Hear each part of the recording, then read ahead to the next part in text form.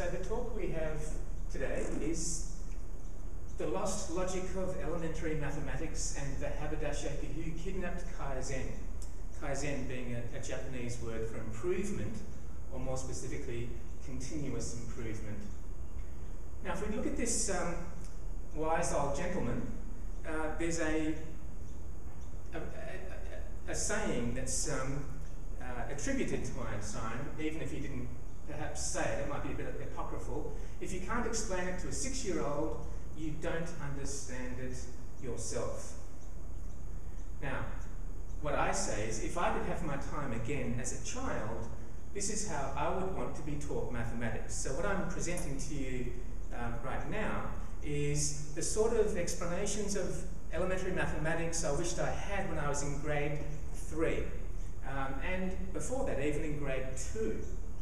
So I'm not pitching this at a 6-year-old, but I am pitching a lot of the material at a 7-year-old. And this is the material that we're looking at covering. We'll spend some time on my background, explaining why it is that I came to do this particular type of research.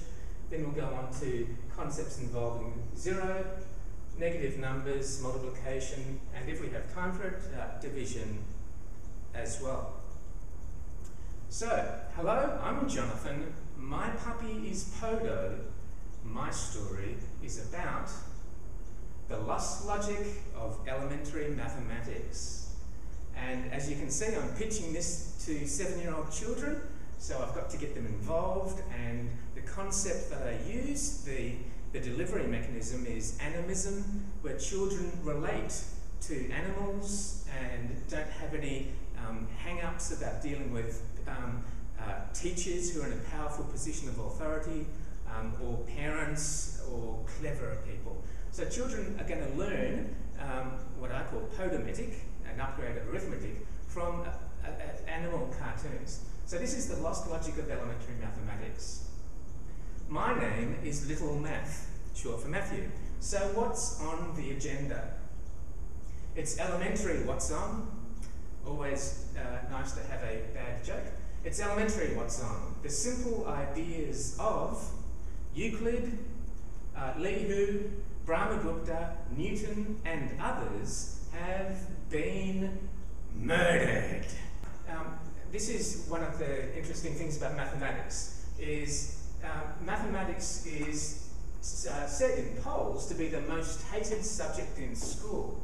And you can see that with 1,362 votes, mathematics scored 499 votes for the most hated subject.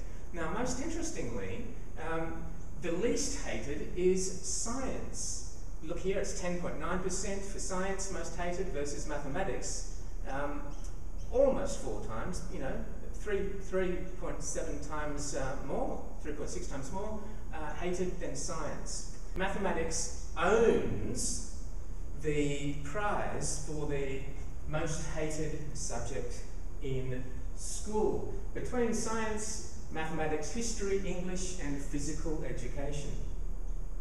Now, the reason that's a problem is mathematics underpins science, technology, engineering, and medicine. So I'm saying that mathematics provides the foundation for all the careers that we need to deliver a prosperous, happy, healthy, and safe tomorrow for Generation Z. So if we don't have a good foundation in mathematics, these things are going to be problematic. Here I am in grade 2. You can see me down here, unhappy little chap with a sad face, thinking I am confused by mathematics. This is in grade 2 when I was age 7 in 1968. So the conversation went like this. My teacher said to me, 2 multiplied by 3 is 2 added to itself 3 times, and that equals 6. Now, my response in the classroom, I said 2 added to itself 3 times is 8. And she confused me, my teacher, with the best of intentions, because 2 added to itself 3 times, as we'll see, is 8, and it is definitely not 6. teacher must have been thinking, of course 2 multiplied by 3 equals 2 added to itself 3 times. It's Euclid's multiplication definition from 300 BC. And we can see here, to multiply a by integral b is to add a to itself b times. In the Collins Dictionary of Mathematics, in Book 7, Euclid defines multiplication as when that which is multiplied is added to itself as many times as there are units in the other. And that quote is from The Development of Multiplicative Reasoning in the Learning of Mathematics. So, since the year 1570, people have been using this definition of multiplication where 2 multiplied by 3 is 2 added to itself 3 times. The reason why that evolved is discussed in the associated paper that's been published for this conference, so I'll refer you to download that after this talk. Now, my thinking as a 7-year-old going head to head with Euclid's definition of multiplication is, how can 2 added to 1 3 times be 7? 1 plus 2 plus 2 plus 2. Yep, that's definitely 7. And it's 1 plus 6. But how can 2 added to 1 3 times be 7, and 2 added to itself, 2, 3 times, be 6? It doesn't make any sense whatsoever. And yet that's what's been used in classrooms for centuries. It just doesn't make any sense whatsoever, but because Euclid of Alexandria is said to have been behind that definition, repeated addition definition of multiplication, people have just parroted it without thinking. Mathematicians, scholars, everyone. And we say 2 multiplied by 3 is 2 added to itself 3 times, but I only saw 2 additions in 2, add 2, not 3. So it's very clear that we're saying that 2 is added to itself 3 times, so there are 3 additions. But if we look at the expression, there's only 2 addition signs, so there's only 2 additions in that expression. So that's why I started to think at age 7 that mathematics is really confusing. Now, for 2 multiplied by 3, my teacher drew 3 hops of 2 on the number line. Now, she started, my teacher, on the blackboard with her chalk, she did 3 hops of 2 to explain 2 multiplied by 3, but she started at 0. 1 hop, 2 hops, 3 hops. So 2 multiplied by 3 equals 2 added to 0, not itself, 3 times. So 2 multiplied by 3 equals 0 plus 2 plus 2 plus 2. And that there is consistent with the treatment on the number line where we start at 0 with a little smiley face for the 7-year-old children. 3 hops of 2, 2, 4, 6. It's consistent with everything we do with skip counting starting at 0 on the number line. So Euclid said 2 multiplied by 3 is 2 added to itself 3 times, but what we see here is itself is not equal to 0. There's been a binary bug in elementary mathematics, which has had huge ramifications for the way that the curriculum then evolves from this elementary stuffer. So, okay, I saw Jonathan had seen, this is little math talking, Jonathan had seen the lost logic of elementary mathematics. Euclid had been translated incorrectly. That's right.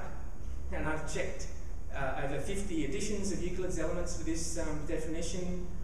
I've explored it in 16 different languages, and I can assure you, look at the associated paper that goes with this presentation. I've probably done more research on the evolution of elementary mathematics than anybody else in this room. Okay, so despite being okay at maths, Jonathan felt stupid. Later, he failed mathematics and stayed down a year. Now, how could that be? Well, I'll answer that. The reason I stayed down a year, even though I was a clever kid, is I had massive cognitive dissonance. I had to believe my teacher because she knew everything. Now, I saw that 2 multiplied by 3, according to the definition from Euclid and my grade 2 teacher, I saw that as equaling 8.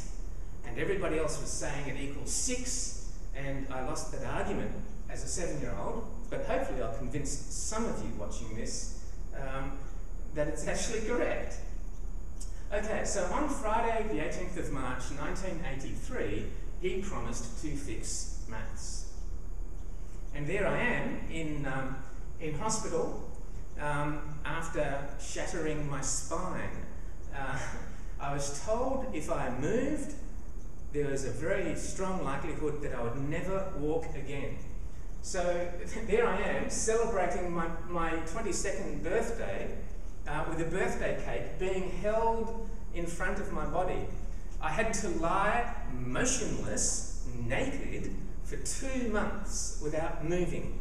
And the situation was, if I moved, there was a real chance that my spine would not heal and I would be paraplegic.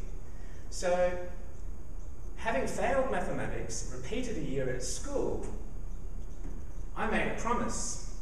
Let me walk, and I promise to make maths simpler. So that was the deal I made in the hospital bed, and whilst I was on a lot of morphine, I'm sure I made that personal pledge, that promise to God, in all sincerity. 5 years later, I'm starting to make headlines for the mathematics that I'm beginning to share with children. As it happens, I would teach children mathematics with their eyes shut through visualization techniques. And you can see here, there's a quote from 1988, I hope to change the way the Western world teaches maths, Jonathan said. And so as part of this quest, I reviewed hundreds of old books spanning 16 languages, and what you can see here is a couple of editions of Euclid's Elements. The one on the top is the first ever printed edition of Euclid's Elements from 1478, and here I'm comparing the different styles of colouring in that took place on the first page of Euclid's Elements, the first printed edition, because what's not known is that the first ever printed copies of Euclid's Elements, they were hand-coloured, very often at the request of the person who bought the book, because buying a printed book before 1500 was a very expensive thing, only the wealthy could afford it, and so you can see there are some custom designs appearing here, and you can see that there's colouring in done differently.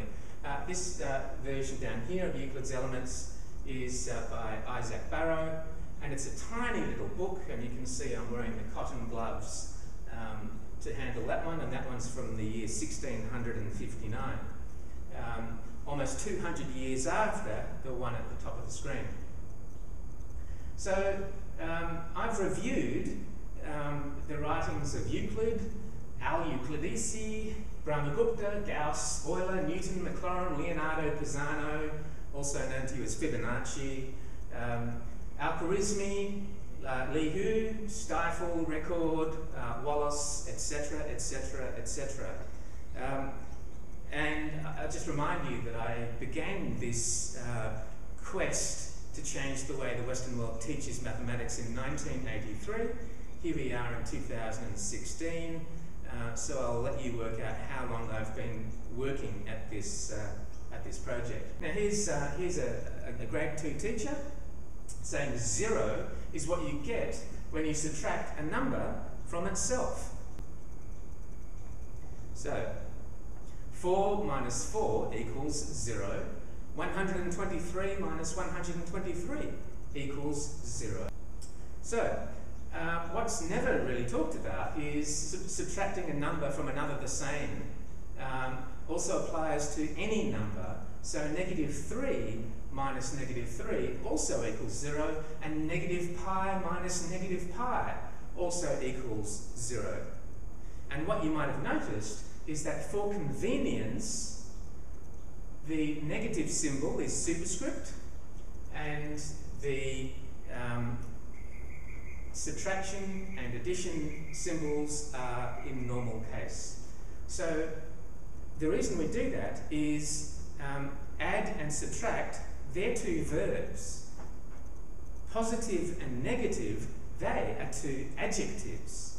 Now people mix up and confuse positive and plus and negative and minus all the time, and so people completely, especially children, they lose what on earth is going on here. You'll see them in a little while. Okay, now there I am on the screen without the beard and with anyway, I'll keep on going. The person most responsible for modern mathematics is the Indian Brahmagupta. In the year 628 CE, he gave rules for adding and subtracting integers. In his rules for subtraction, Brahmagupta does not define 0 as any number subtracted from itself.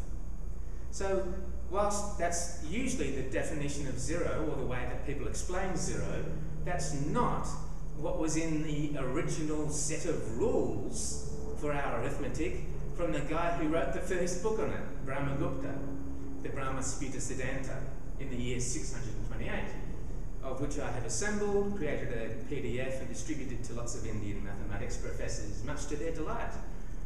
Okay, Brahmagupta defines 0 not in his Vyakalana rules for subtraction, but in his Sankalana rules for addition, as the sum of a positive number and negative number of equal magnitudes. And there's the Sanskrit, and there's the reference. So 0 was defined as positive n, using modern terminology. 0 is equal to positive n plus negative n. So if you have positive n and negative n, where n is the same number or magnitude, that is the definition of 0 that was used for integer arithmetic at the beginning, when it was launched. So 0 in mathematics is also what you get when you add any equal number of opposites together. So why is a negative subtracted from 0 equal to a positive? So we can dive straight into this because it becomes incredibly simple. Why is a negative subtracted from 0 equal to a positive? Well, 0 is the that expression, and it's also commutative. We can say it's also negative n plus positive n equals 0. So why is a negative subtracted from 0 equal to a positive? Simple. Remove the negative, and that's all you've got. So it's almost so simple, people miss the beauty of that. That's 0, negative n and positive n, or positive n and negative n. So whatever you subtract from 0, and that equals 0, that is 0, whatever you subtract leaves the other. So subtracting negative from 0, and as people often say, subtracting a debt. Why is that equal to the same as adding an asset? Well, subtracting a debt, subtracting a negative, bang, just gives you the positive. What we're starting to see is there's a lot of symmetry and beauty in mathematics. It's been completely lost in the West. We've been only using half of our brain. It's almost like we've been enjoying mono music for centuries, and what we can start to do is realize, hey, mathematics is so cool. It's like, when you really understand it, it's like stereo. You just love it because it goes left and right and up and down, hot and cold, and so on. And it's a beautiful, symmetrical thing to enjoy, and people don't enjoy it. No one here would listen to a set of mono headphones for their favourite music if they had a choice. Much better. It's almost as if mathematics that we've had for centuries is mentally black and white. And what we can do is enjoy it now in its full colour and richness. Okay, so for example, start at 0, go right n steps, then left n steps, or vice versa, and you're back where you started at 0. So, north, south, east, west, forwards, backwards, and left, right are all opposites that cancel each other out. Assets, debts, revenues, expenses, surpluses, deficits, and so on can also cancel each other out to make 0. Now, if you use the correct unit, the correct noun, from any two opposing units, you don't need to use the adjective negative. And I just remind you, for children, nouns are much simpler to deal with in the process of learning mathematics. It's as if 0 was split and the real number lines from 0 were the result. So we've got 0 here, 1, 2, 3, 4, blah, blah, blah, blah, blah, blah, up to infinity from the arrowhead. We've got 0, 1, 2, 3, 4, blah, blah, blah, blah, blah, blah, up to infinity, indicated by the arrowhead going to the left. And if we say this is positive and that is negative, that is purely a convention. It could have been the other way around, as I mentioned on my website. We can also, and it's also a good idea, to introduce a vertical number line with 0 in the middle, because we often find that children can understand above and below 0 with temperature, as in a thermometer, especially on the centigrade, but also above and below sea level.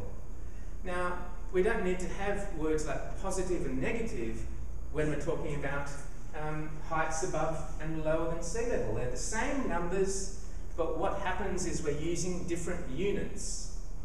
So this might be how many kilometres east or miles east we go. This might be how many kilometres or miles west we go. There's no need to get into the abstraction of less than 0. That is a Western mistake that the East did not make. Now, as I said, the real number lines are symmetrical about 0.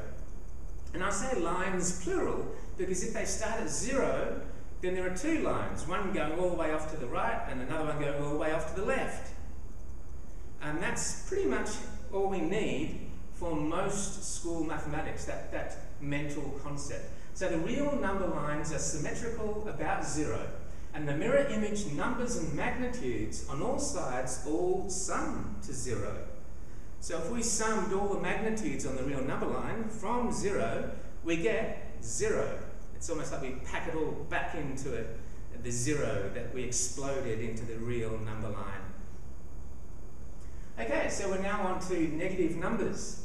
And from the Collins Dictionary, a negative number, quantity or measurement, is less than 0. Now, scientists will agree you cannot have a quantity of matter that is less than 0. We can only ever have opposites, and we might have opposite particles. And you can explore people like Dirac and others and so on. So negative numbers, this is the teacher talking again, negative numbers are complex abstract ideas involving numbers less than 0. So we avoid negatives until kids are aged 12 to 13. Now we don't need to wait that long because all of these ideas of 0 and positive and negative are accessible to children, I believe, at about the age of 7, if taught in fun ways that are within the realm of the child's idea of fun. Okay, so we looked at the Collins Dictionary, now we go to the Oxford English Dictionary. And they say negative numbers are a number or amount that is lower than 0, a negative quantity, specifically with or of the quantity obtained from a given positive quantity by subtracting it from 0 or multiplying it by -1. Whoa. Now I'm more confused than ever. Me too. What's -7 minus -4? Put your hand up if you instantly know the answer to that. And a few people have put their hands up. Well, I'm going to put you out of your misery. The answer to negative 7 minus negative 4 is not negative 11. And as Poto says, let's dig deep for the answer from ground level 0. And here we are at the beach, at ground level 0, with no bumps and no holes. And that's, in case you're wondering, yes, Poto is a real dog, and Poto has given me many ideas to explain the foundations of mathematics that are child-friendly. So that's why the upgraded arithmetic is called after my dog, Poto. So arithmetic, the idea is to upgrade it, improve it, make it easier with a free set of ebooks under the name of Podometic instead of arithmetic. So there's Poto digging at the beach, making bumps and holes. And as you can see from ground level 0, that was completely flat, Poto the puppy can make bumps and holes, and this is exactly what children do with their spades and buckets. They make castles, which I'm just calling a bump, and they also love to dig holes. And that is the start of a deep intuition that can be very useful to explore integer arithmetic. So, if this is true, put your hand up. If it's false, keep your hand down. Okay, so is this true or false? Okay, you've got your hands up, because one hole and one bump makes sense. If Poto dug that amount of sand out of the hole, it would appear here. And that is the same magnitude as that, but it is the same, and it's also the same number. We've got one hole and one bump, but they are equal and opposite. And when the equal and opposite concepts are combined, we know it'll all end up being ground level 0 again, with no variation in either direction from 0. Is this true or false? Hands up if it's true. Hands down, everyone's got their hands up. So we've got two holes side by side. There's a dash line there to help you appreciate the symmetry. And there's the symmetry over there. Two bumps and two holes. True or false? Put your hand up if it's true. No one's got their hand up because it's false. And a child, age 7, they'll know that. The child at age 6 will know that. They'll know that. They'll say that's silly. Poto cannot dig one hole and get two bumps. They'll say you're crazy. And what we're doing, if you haven't already picked it up, is this is a negative and these are positives. So what we're doing is we're checking, in a way, with a one-to-one correspondence, does this equal 0? And the answer in this case is no, this is positive 1. But we won't say that to a 6 or 7-year-old child, we'll just ask them to explain what they see in the diagram. Is it true or false? Is this one true or false? Hands up for true. Okay, we've all got the true answer going, and that is true. True or false? Poto won't look. Now, this has a different shape to that. We've got 3 bumps, and we've got 3 holes, but look what we've done. The shapes are different, but are they still equal? And the children will have a good think about that.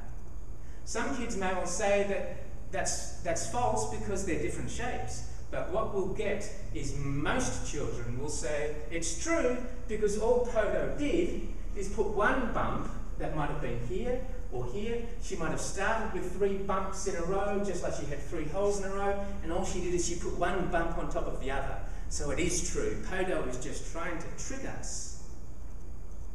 And there are the assorted questions that we've got. So we're teaching deep insights to children aged 6 or 7 that have been embedding integer arithmetic here.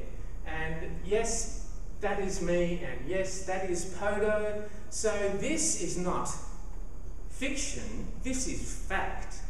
This is all true. And Poto has been interviewed in the newspapers twice. Okay, so Poto found the lost logic of negative numbers. Now, interestingly, Chinese maths books had positive and negative in the 2nd century BCE. Yet the first Chinese maths book with a 0 was in the year 1247 CE. So the Chinese were comfortable, as Poto says, so negative numbers were not less than 0 in China. And so they were using positive and negative in the 2nd century before Christ, positive and negative, and they did not use 0. They did not have an idea of 0 as a number.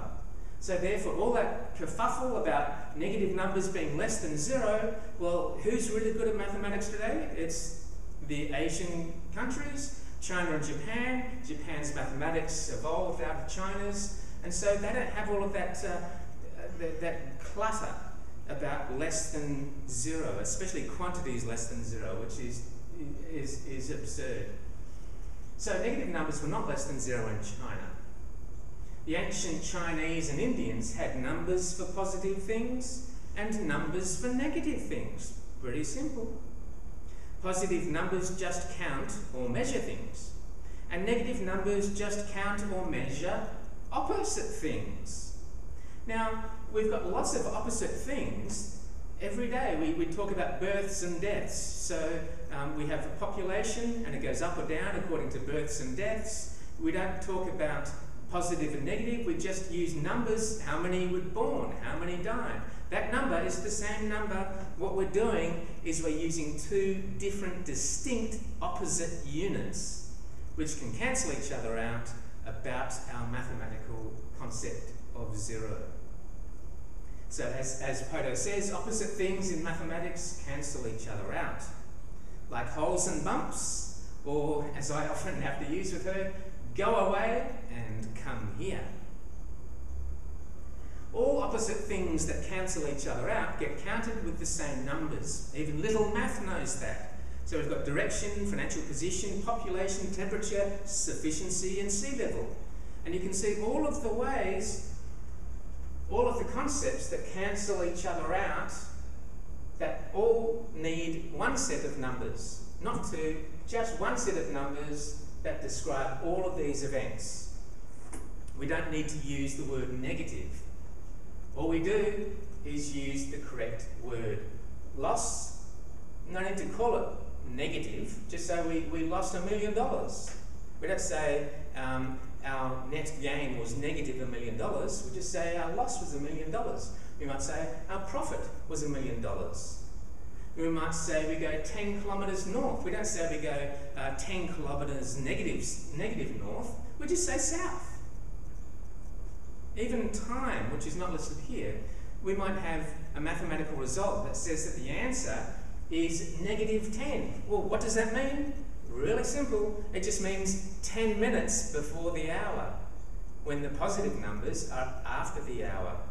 So you might just say 10 minutes to 12.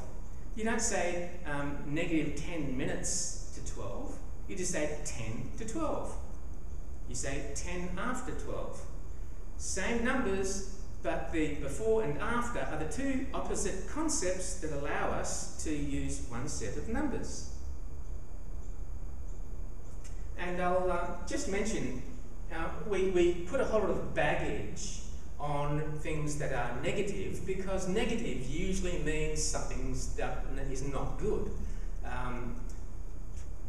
And that's unfortunate, because I'm going to give you a story about it. A CEO got up at an annual meeting, and the CEO announced a negative result. And almost straight away, after that negative result announced by the CEO, the shares went up. How does that work? With a negative result at an AGM and the shares go up? Okay, unfortunately, a year later, and the chairman gets up again, the CEO, and he announces a positive result in the company. And on the announcement of a positive result, the shares drop, go straight down. So a negative announcement can make shares go up. A positive announcement can make shares go down. So what was being announced? What was being announced was the results of a cancer test. So to get a negative result from a biopsy for cancer, that's great. You don't want that to be positive. If you get a positive result for a cancer test, that is not good. So that's just to remind you that we can't always just assume positive and negative are good or bad just because we use those words. They are equal and opposite, and any abstract meaning that we put onto them is often misleading. Now, here's Poto again. I can imagine lots of negatives as holes and lots of positives as bumps. And there she is, in outback Australia. Poto has gone nuts. She has dug...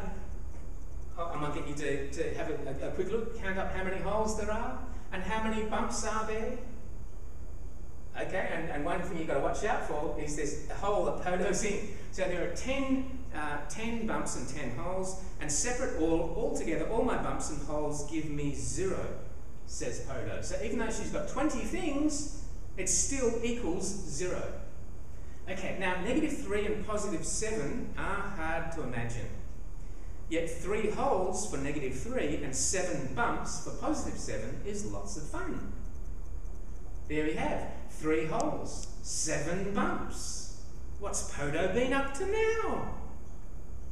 Whoa, now, if we just look again, what we're doing is we're saying 3 holes also is a proxy for 3 negatives, and 7 bumps is our mental proxy or substitute for 7 positives, or -3 and +7. So what's going to happen? What's going to happen? Boom! Okay, so what happened is 3 holes, -3, and 7 bumps, +7, leads to 4 bumps, or +4. And children can play with bumps and holes and understand integer addition and subtraction, as I'll explain with some extra notes to this presentation. So there you have it. It's just fun and games, and what we're doing is we're learning all about positives and negatives as bumps and holes, as noun objects rather than abstract things, and there you have it. And every child will understand what's going on. The 7 bumps are going to drop into the holes, 3 deep. Bang. Okay, so -3 plus +7 equals +4, and you can get children to draw that, or just imagine that they've got a magical bucket and spade to do that. Now, if you have 7 holes and 4 holes are taken away, you have 3 holes. Now, you might ask, how do you take away a hole? Well, that's easy. You just fill it up with something, and the hole's gone. Okay, so if you have 7 holes and 4 holes are taken away, you have 3 holes. Now, if I asked you before what -7 minus -4 was, most of you probably started to think it was -11, and yet a 6 or a 7-year-old child will understand it to be as simple as 3 holes, or -3. So what's 7 negatives minus 4 negatives? We're talking about nouns here. The adjectives are the number. We're dealing with nouns. So 7 negatives minus 4 negatives gives you 3 negatives.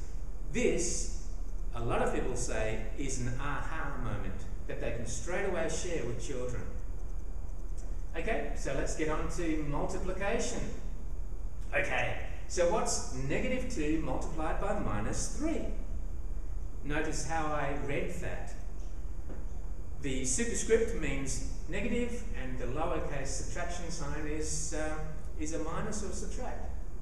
So, unfortunately, little math says, I'm going home. That's way too hard for little math.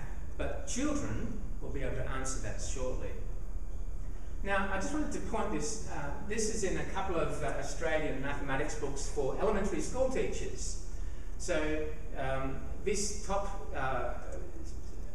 information about mathematical history is from the book Mathematics for Elementary School Teachers, and the same sort of material in a different book, Maths World, Year 8, Teacher Edition, has stupid stuff in it. It says here the product of two debts is one fortune. It says here the product of two debts is one fortune. Now, I would love to know, how do I multiply my credit card debt by my mortgage and then get a fortune? It doesn't make any sense whatsoever, because Brahmagupta never said that. It's just one of the examples of people making stuff up. And whilst this idea of the product or the quotient of two debts is one fortune, that has appeared again and again and again and again. But if you go to Indian mathematicians who published mathematics books in India, they never use the words debt and fortune when they're talking about the laws of sign from Brahmasputa Siddhanta, from Brahmagupta. It's all about positive and negative, and what we'll see is really it's about negative and subtraction. Okay, so we jump from India, we go to China. In the year 263 CE, Li Hu wrote a commentary on the 9 chapters on the mathematical art. Now, his commentary was on the earlier book that was published around about 100 CE. Now, Li Hu said, I read the 9 chapters as a boy and studied in full detail when I was older. I observed the division between the dual natures of yin and yang, the negative and positive aspects, which sum up the fundamentals of mathematics. So in ancient China, they had a beautiful bang symmetry. Even though they didn't have a zero, they still had a symmetrical conception of mathematics. And the concept that the Chinese had, their two sets of opposing units would cancel each other out and be removed from their counting boards in their rod numeral mathematics. Now, John Wallis, in 1685, he wrote an explanation of integer multiplication, and I've paraphrased it a little bit to make it a little bit clearer. The original sources there. John Wallis says, but in case the multiplier is a negative number, suppose -2, then instead of adding the multiplicand to cipher, or 0, 2 times, it will signify so many times to subtract the multiplicand from cipher. For as a multiplied by +2 implies twice adding a to cipher, 0 plus a to arrive at +2a, so a multiplied by -2 implies twice subtracting a from cipher, 0 minus a to arrive at -2a. Now this is not taught in schools, and yet that was in the book by John Wallis, and John Wallis was the guy who invented our number line. He knows a lot about maths, and yet we know nothing about what he was talking about. So the guy who invented the number line gave a very different explanation of multiplication to the ones that children have been taught for centuries. Now, Colin Maclaurin, a Scottish mathematics professor, John Wallis is English, Colin Maclaurin says, and I paraphrase here, multiplication by a positive number implies a repeated addition of the multiplicand to cipher, 0. But multiplication by a negative number implies a repeated subtraction of the multiplicand from cipher. And when positive a is to be multiplied by negative n, and we've got there the expression positive a multiplied by negative n, the meaning is that positive a is to be subtracted as many times from cipher as there are units in n. Therefore, the product is negative, being negative na. So let's go through an example here of +2 multiplied by -3. So the first symbol in front of the 2 is the sign, and the symbol before the 3 is the operation we are repeatedly going to do. So what we've got here is we're using a Chinese instantiation where we've got positive assets and we've got negative debts.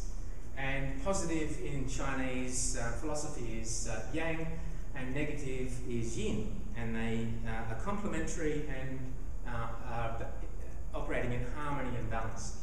So what we're going to do with positive 2, that's assets in our model. What we're going to do is take away 2 assets 3 times. So you can see 2 have been subtracted, 2 have been subtracted, and 2 have been subtracted. We have subtracted 2 assets 3 times. The multiplicand is positive 2, so the multiplicand is 2 assets subtracted 3 times. And you've got to bear in mind that we started here, that all sums to 0. 10 assets and 10 debts, the sum of that is 0. So 2 assets subtracted 3 times gives us that. Then what we do is we remove the equal and opposite quantities, so that assets and debts offset each other and sum to 0, so they get removed. So upon opposing units being removed, we see that 2 assets multiplied by -3, or 2 assets subtracted 3 times, results in 6 debts. And we can see the 6 debts there.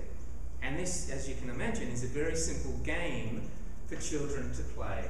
And you can make your own integer tiles out of red and black shapes and have a dice game and have a lot of fun. So here we have positive 2 multiplied by -3 equals -6, or 6 debts. So what we're going to do here is what bamboozles people in maybe year 8 at school, but it's going to be simple for children much, much younger than that. So here we've got -2 multiplied by -3. So the multiplicand, the number being multiplied, is here it's going to be 2 debts. So 2 debts are subtracted 3 times, and you can see 2 debts are missing, they've been subtracted, 2 debts have been subtracted, and 2 debts have been subtracted. And that's what that expression means. -2 multiplied by -3, that's a good visual instantiation of that. Then we can pair off the equal and opposite objects, remove them, and upon opposing units being removed, we see 2 debts subtracted 3 times leaves us, in this game, 6 assets. So -2 multiplied by -3, and you might even want to call this multiplay instead of multiply, so children play the game. So -2 multiplied by -3 equals +6. Okay, so here's something which is new. For integral multiplication of a multiplied by plus or minus b, according to the sign of b, we can either add a to 0b times in succession, or subtract a from 0b times in succession. Now that is light years away from what's been taught to children for centuries. Believe it or not, the foundations of elementary mathematics has not as yet been updated for India's 7th century 0. How stupid is that? Okay, now just on that comment, this is involving 0 and negative numbers. Now it should be said that the West has based its mathematics on Euclid. Euclid did not have the concept of 0 as a number and negative numbers because he was a geometer, and they weren't involved in his Euclid's elements. So we have not yet updated simple mathematics for 0 and negative numbers because we've been stuck with Euclid, and we have ignored the mathematics of India and also China. So returning the identity element 0 reveals patterns not often seen. And it's slightly off the screen, but going down the left-hand side is the letter A. And you can see the pattern here. So A multiplied by +4 equals 0 plus A plus A plus A plus A. And so on. So I'll let you just absorb that. Now, what happens is A multiplied by 3, what we're doing is we're reducing one of those summands, A. A multiplied by +2, we've got 2 summands. A multiplied by +1, we've got 1. A multiplied by 0 is 0. And what we did, going from a multiplied by positive 4 through to a multiplied by positive 1, is they reduced, every line below was one a less than the one above it. And so that's what we continue to do as we go down. So as we proceed down, every row going down has one less a than the one above it, one less a than the one above it, because it's that minus a. And this one here is that one minus a, and this one is that one minus a. There's a symmetry here that is missing, and this is a beautiful symmetry, and we should share it with children. So integral multiplication involves either repeated addition or repeated subtraction from 0, depending on the sign of the multiplier. And what we can do, I've just got a note, a very simple way to play with your children at home or children in the classroom is to collect plastic bottle caps. So I'll throw them up in the air. There you go, I'm throwing up white ones in the air. And these can be positive units, okay? So collect all of your positive ones, doesn't matter what colour, as long as you have 2 different colours. And so I've got positive white caps to play this game, and I've also got negative black caps. How about that? How fun is this? Kids will love playing with these. They're free, just collect them from the plastic soda or lemonade or bottles, and we can use these to play this game of multiplication involving opposites, positives and negatives. And all you're going to be doing is pairing off opposite colour bottle caps as a representation of positive and negative numbers. Okay, so moving on.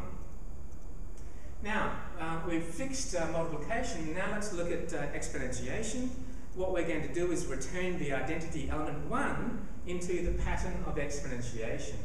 And we can see here the additive identity element 0 was put back into a multiplication, and here the multiplicative identity element 1 is put back into the concept of exponentiation on integers.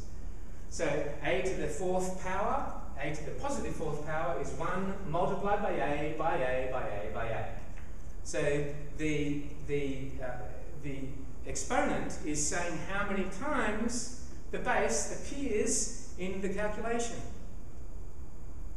And you can look and admire that pattern, and every time we drop down, we're dividing by a. So this one divided by a gives us that, divided by a gives you that, and divided by a gives you that, divided by a gives you that, divided by a gives you that, and so on. And again, in this pattern, exponentiation is a beautiful model for growth and decay, and growth and decay are equal and opposite concepts.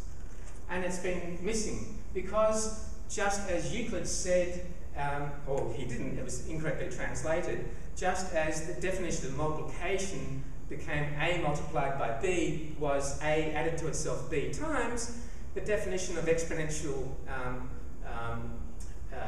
expressions became a to the power of b was a multiplied by itself b times, and if you do that, that's going to give you an incorrect result as well. And you don't have to take my word from this. Integral exponentiation involves either repeated multiplication or repeated division from 1, depending on the sign of the exponent. And this idea is via Gauss. Gauss didn't extend it to the negative exponents, but I've done that here for simplicity to reveal the symmetry missing in the classroom. And what we can do now is explore some dynamic applets that I've created with a website and a piece of software called GeoGebra. And here we are. I've got a book of applets on GeoGebra. If you search for Jonathan Crabtree, you will no doubt find them. So what we have here is René Descartes' original diagram that explained multiplication. Now, René Descartes was the guy who gave us the first inklings that developed into analytic geometry in the Cartesian plane. So what I'm explaining the genesis of multiplication to be, it's all about proportion, and it is in Euclid as well. Read the paper, it's only about 7 pages. Now here we have the diagram. Now I'll just explain, in case it's hard to see, we've got a blue line going across here, and the blue line is our multiplicand or number to be multiplied. We've got a green line here, which is our multiplier, and the red line is going to be our product. So what we can start to do is to play with our applet, and I've reduced the multiplier, and you can see that as I reduce the multiplier, the product, shown by the red arrow, reduces. As I increase the length of the multiplier, you can see that the product is increasing, and this is via the properties of triangles back to Thales of 600 BCE. So as we increase the multiplier, the product increases. As we reduce the multiplier, the product decreases. So I'll just put that back to René Descartes' original, and what we can do is we can reduce the number being multiplied. We can reduce the multiplicand, and reducing the multiplicand also reduces the product. And if we increase the magnitude of that multiplicand, you can see the red arrow increases. As we increase the multiplicand, the product increases. Now if we reduce the multiplicand less to 1, and I should have mentioned that BA is defined as being 1, we can see that as the multiplicand is less than 1, so the product also becomes less than 1. Now, this is interesting. René Descartes really didn't appreciate the full power of this, but I do. So what happens if we take our multiplicand and reduce it back to the origin, or our 0, the product becomes 0. Now if we go onto the other side of the origin, of what we're calling 0, and go further in the opposite direction, the product goes further away in the opposite direction as well. Okay, how cool is that? So here we've got what we might want to call a positive multiplicand, and we've got positive products. So the positive blue multiplicand, positive red product. But if we go with the multiplicand on the other side of 0, we can see that the product starts heading off in the opposite direction. So we'll put it back to René Descartes' original diagram, and what we'll do is we'll see if we can grab the multiplier. As we reduce the positive multiplier back towards 0, our origin, when the multiplier is 0, the product is also 0, but look what happens when we make the multiplier negative. There we have it. When the multiplier is negative, the product becomes negative as well with the positive multiplicand. And the thing that's going to amuse us, and bearing in mind this is not what people ever did, but this is what they could have done if they paid attention to Isaac Newton, who said magnitudes in the opposite direction can be considered negative. Okay, so the question becomes, what happens when we have not a positive multiplicand, but what happens when we have a negative multiplicand? Okay, well I'm going to put the multiplicand on the other side, and we've got a negative product. But that's with a positive multiplier. What happens when we reduce the multiplier, and then when the multiplier and the multiplicand are both negative, look what happens. Our product starts to become positive again. And so what we even have from René Descartes' first ever geometric instantiation of multiplication via line segments is when we have a negative multiplicand and a negative multiplier, we can see we have a positive product. Okay, so that applet is a lot of fun to play with, and I can highly recommend recommend that you get out there and search for Jonathan Crabtree, the book, An Introduction to Proportional Covariation. Okay, so what we're going to do is have a look briefly at the more modern version of the Cartesian plane. So here we've got the Cartesian plane with our x and y coordinates, and it's a little easier to see here because we've got a legend here. So the instructions are to drag the multiplicand left and right, to drag the multiplier up and down. We've got a fixed unit, and the red line is going to give us our product. So this is a geometric instantiation of multiplication on the reals. Whoa! So what have we got here? We're going to put that on 4, and our multiplier is 3. So as 1 is to 3, so 4 is to 12, and we're going to start to realise that everything involved in multiplication and division is not repeated addition and repeated subtraction. It's all about understanding the proportional relationships, and there's a reference in the paper that you can enjoy that makes this much more child-friendly. So what happens if we reduce the multiplier and put it at number 2? As 1 is to 2, 4 is to 8. What about if we make the multiplier negative? And if we say make the multiplier -2, well, as 1 is to -2, 4 is to -8. If we make the multiplicand negative, whoa, how crazy is that? We can make the multiplicand -4, and as 1 is to -2, -4 is to +8. And this is all to do with geometry, and it's all on the real number system because we can drag these points anywhere on the real number lines. So there you have it. That is a real fun toy to play with. Now, we're pretty much out of time. Okay, here we are. Multiplication on the reals with a circle. Okay, this is pretty cool, and people have not really ever come across this before. So I'm glad that you can enjoy it. What we've got is we've got a circle will output the product of multiplication of any two distinct real numbers. So here's A, which is our multiplicand. So as we move A, you can see that the circle is automatically moving the product up and down to give us the product.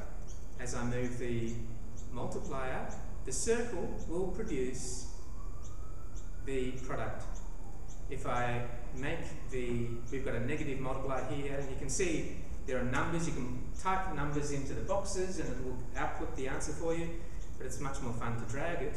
And we can make the multiplicand and the multiplier negative, and look, the product is positive because that's what the circle tells us. And it's Galileo Galilei who said that the language of mathematics is to be revealed in triangles and circles. Well, here we have something that people haven't seen, which perhaps Galileo predicted. So we can drag real numbers about our axes, and in the interaction of the triangles, which are similar, the circle is going to give us the product of the multiplication. So we can play with this applet. If we have a negative multiplier, whiz it onto the other side. If we have a negative multiplicand, look what's happening to the product, it's positive. And if you look at the boxes, as we play with the applet, the numbers in the proportion are automatically being generated. So again, multiplying can be fun. You'll see, do to A as 1 may be, and that's when we have A multiplied by B equals C. It's the ABC of proportional covariation. So we can then hop on to division on the reals with a circle. And it's exactly the same. We've got a different poem. Do to A as B made 1. Division, you'll see, is lots of fun. So we can explain things like 12 divided by -3 by saying, well, it's like a done that, do this. So 12 divided by negative 3, what did we do to negative 3 to make 1? Well, what we do is we take a third and we change the sign. So what do we do to 12? We take a third and we change the sign. So 12 divided by negative 3, it gives you negative 4. It's that simple. So d to a has been made 1. Division, you'll see, is lots of fun. And we've got an applet which gives us all of the fun to be had. So there's our divisor. When we've got a positive divisor and a positive dividend, we've got a positive quotient.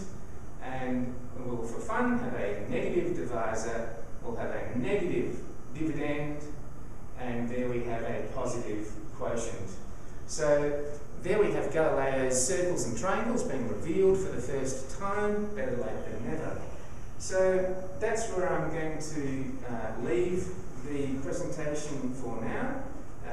I hope that you've enjoyed it.